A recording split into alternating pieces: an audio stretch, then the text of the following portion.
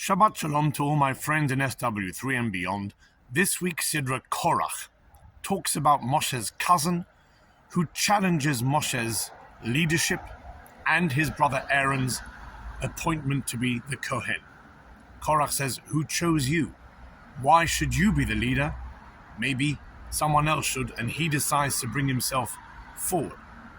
And of course, it wasn't Moshe who elected himself. It wasn't even the people who voted for Moshe. It was God who chose Moshe.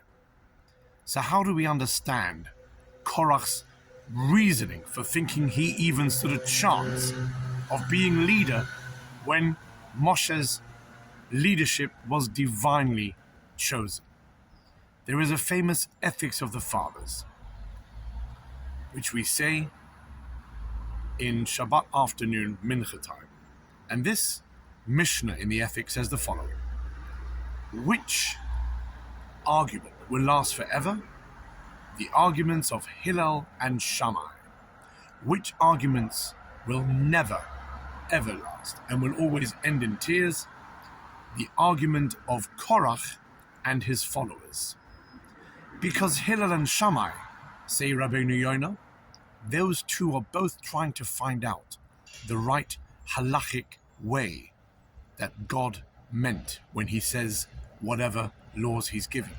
So the two of them are fighting it out to understand the divine reasoning for these halachic equations, and that is why their argument will last and they'll come to a conclusion, because they know that they are fighting the good fight. When it says which argument ends in tears, it doesn't say Korach and Moshe.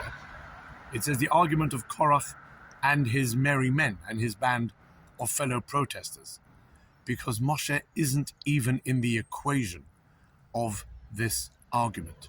He's not in it for an argument. Moshe, the greatest leader that we ever had, the most humble of men, is not interested and doesn't think it's even worth the argument. Some people will keep arguing even when there's nothing to argue about.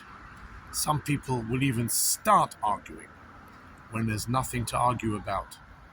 Troublemakers.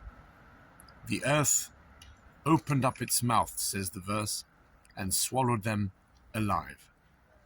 We need to have peaceful understanding.